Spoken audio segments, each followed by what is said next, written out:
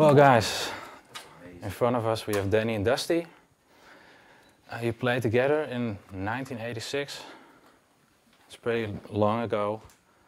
How did you two get together again? A lot of it had to do with the fact that we both been living in New York for 3 or 4 years and started hanging out. The same way as the first record. They really came out just time spent together, and that led to wanting to write songs together. Very natural way. All right. And plus Dan came out of retirement, and I broke my ankle. That too. Someone pushed him down the stairs. That's why we did the record. Somebody pushed him down the stairs. So how long did it take to record Cast Iron Soul?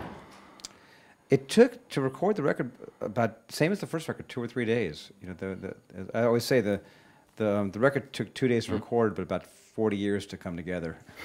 You know, everything we've done in our lives led up to it. It's gone from it's gone back down to 2 or 3 days. I'm not sure. Oh, okay. See, that's good for the rhetoric. The first one 2 or 3 days. The second one 7 days. How's that for an accurate answer?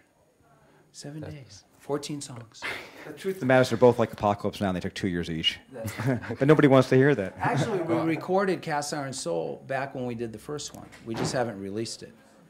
We didn't. We're making. That's why we're just so inconsistent with our story, because we actually recorded that one back when we did the first, and then just waited. We were real sneaky.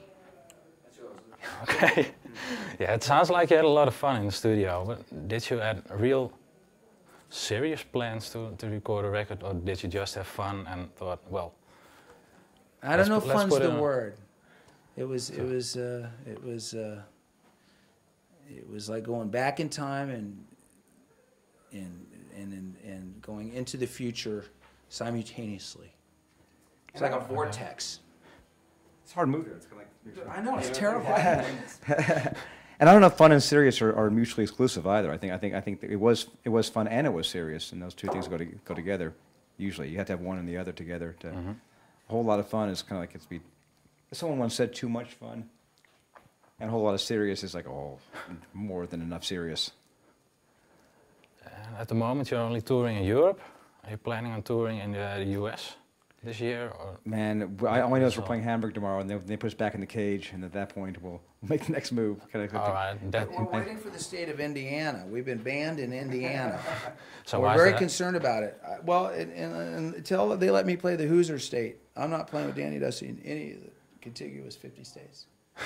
And that's the problem. I'm only playing Vegas, and you know that's once they build the Danny and Dusty casino, all bets are off. We're there.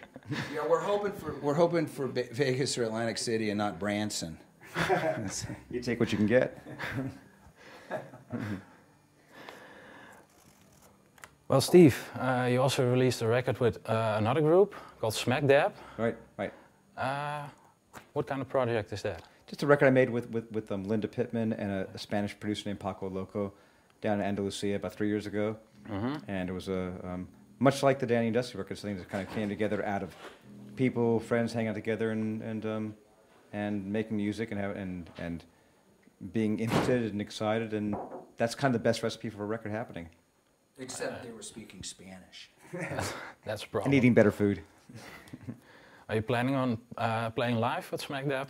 In Spain, for sure. We're going to tour. Right. Right now, it's only released in Spain. The guy we made the record with, this Paco Loco guy, he's very well known in Spain. He's kind of like the Steve Albini of Spain. So he'll have a lot of attention down there. So my main motivation for doing that was to hang out in Spain more.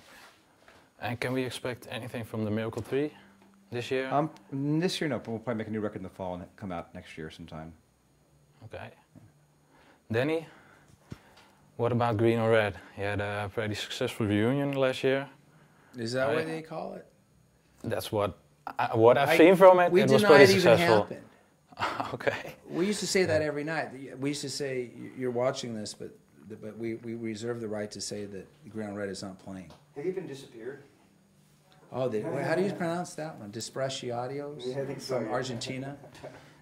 Yeah. I'm actually Actually, I have a lot in common with those women that are outside weeping in front of that federal building. Yeah, that's how I wake up most days, feeling like those men.